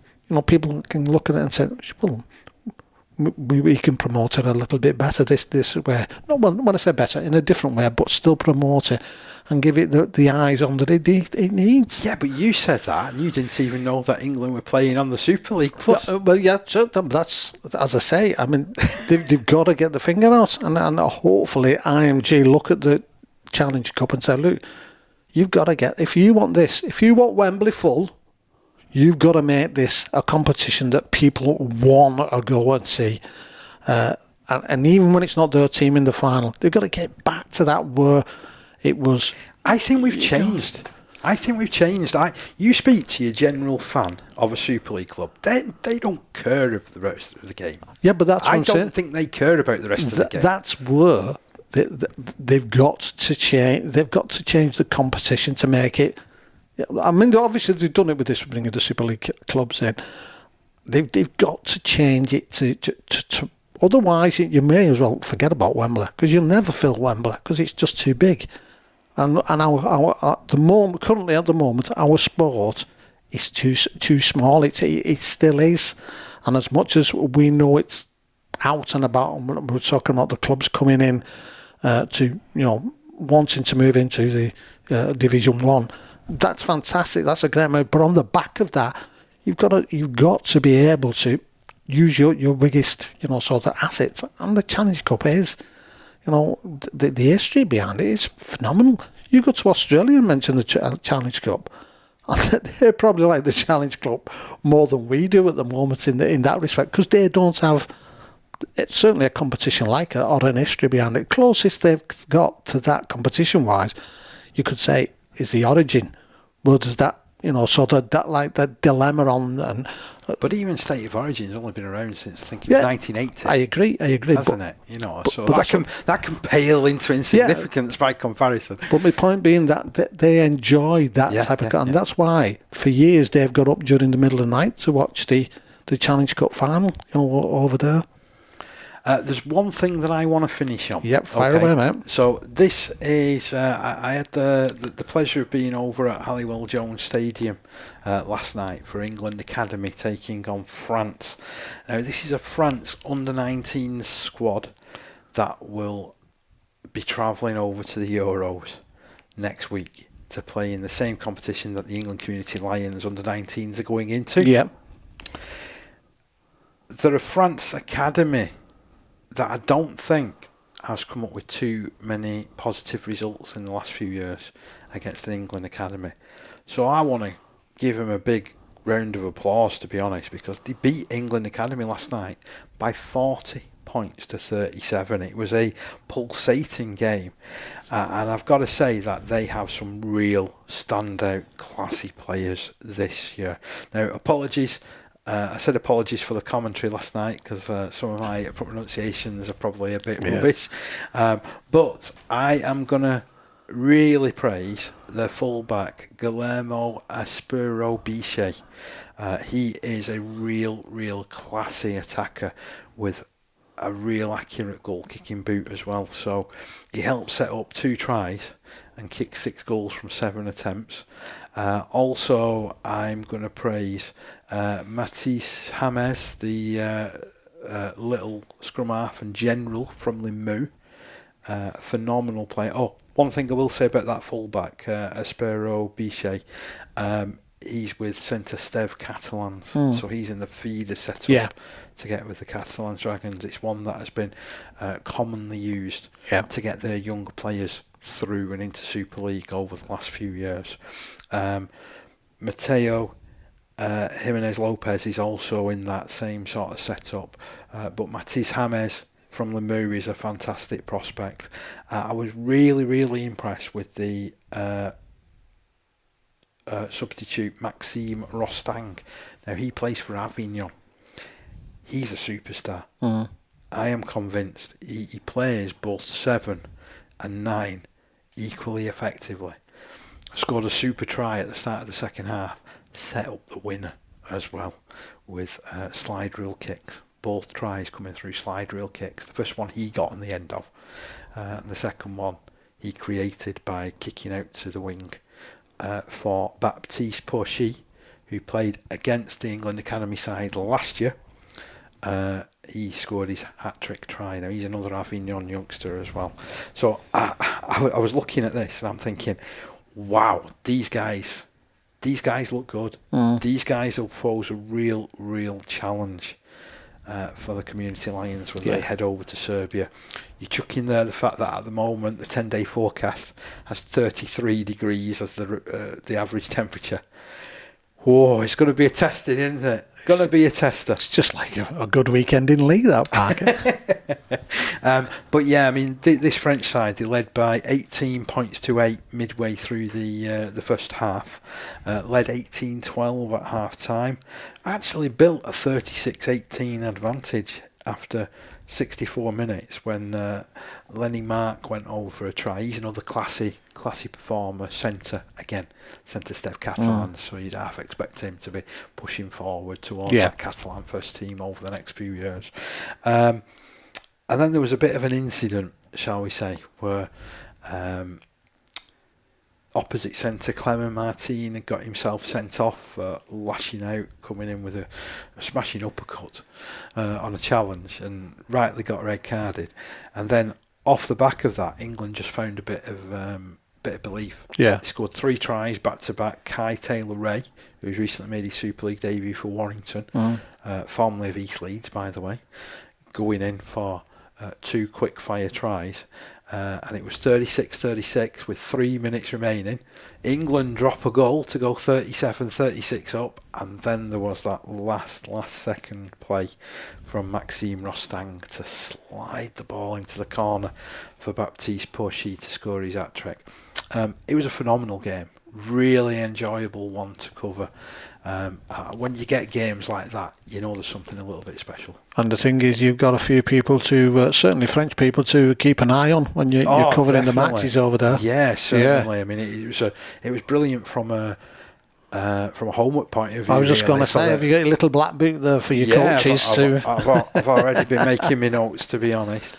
And again, I made a note in my build-up that there was 13 community clubs that were represented amongst that England Academy. Excellent. So 1 player from Blackbrook, 3 from Halton Farmouth Hornets, 2 from Siddle, 2 from Beverley Braves, 1 each from Lock Lane, West Bowling, Latchford Giants, Hensingham, East Leeds, Skirler, Wigan St Pat's, Wigan St Jude's and Greetland All-Rounders. Greetland All-Rounders, in order. Definitely, yeah. Meanwhile, the France side were made up of 5 Centre Stev Catalan players, 4 from Avignon, 2 from Toulouse Olympique, 1 each from Lesignan, Villeneuve, Limoux, Carpentras, Carcassonne and Albi. So there you go. We've not only took you around the UK around the for world Community Rugby League, we've took you around France as well. Right. I think we're just about done, dusted, Steve. I think we are, Parker. A lot in tonight. Yeah, we tried to shoehorn it in. So over the next couple of weeks, we're going to be approaching the show slightly differently because, Muggins here is off on his travels. Yeah. But we will continue. We will try and get what we can get. Tune in next week when hopefully we'll have post-match content from the Wigan St Pat's up against Dewsbury Moor Maroons. If you can, tune in to us via our Mixler channel on Saturday. We'll have the link available for you very soon. But from me, it's good night. And from him, it's good night. See, there we go. I did the two Roddies there, didn't I? What are we going to do? Au revoir, Parker. Every tackle, every try, every scrum.